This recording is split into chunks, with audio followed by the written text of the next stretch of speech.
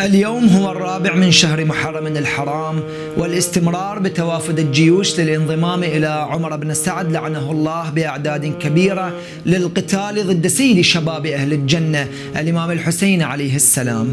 المهم في ظهيرة يوم عاشوراء وسط المعركة والسهام تتساقط من كل الجهات والدنيا كلها ضجيج وقتال وخطر، فجأة تقدم أحد أصحاب الإمام الحسين يدعى أبو ثمام الصائدي وقال له: يا أبا عبد الله، نفسي لك الفداء، إني أرى هؤلاء قد اقتربوا منك، ولا والله لا تقتل حتى أقتل دونك، إني أحب أن ألقى ربي وقد صليت هذه الصلاة التي حان وقتها. فقال الإمام الحسين: ذكرت الصلاة جعلك الله من المصلين الذاكرين، نعم هذا أول وقتها. ثم قال عليه السلام: سلوهم أن يكفوا عنا حتى نصلي. نعم، الإمام الحسين وسط المعركة طلب من أعدائه أن يتوقفوا حتى يصلي لربه.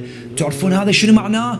هذا الدرس الثالث من كربلاء، الصلاة فوق كل ظرف، حتى بوقت الحرب ما تنترك. واحد من أصحاب الإمام الحسين اسمه سعيد بن عبد الله تقدم ووقف أمام الإمام وهو يصلي، وجعل جسده درعا بشريا يقيه سهام العدو، فكان كلما انطلق سهم نحو الإمام تلقاه سعيد بجسده.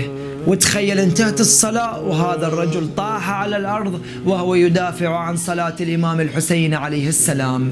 زين، شنو هذا الحب؟ شنو هذا الإيمان؟ دا تلاحظون أهمية هذا الموضوع وشلون كان اهتمام بالصلاة عندهم؟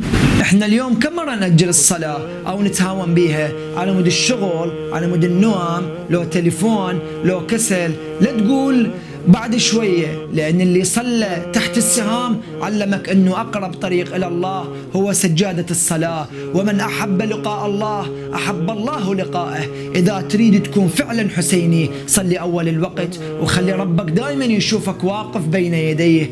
خل نبدأ من اليوم ونقول: اللهم اجعلنا ممن يقيم الصلاة في أول وقتها كما أقامها سيد الشهداء في رمضاء كربلاء. ويا موفق وفق، حيدر مجيد، الشهداء في رمضاء كربلاء.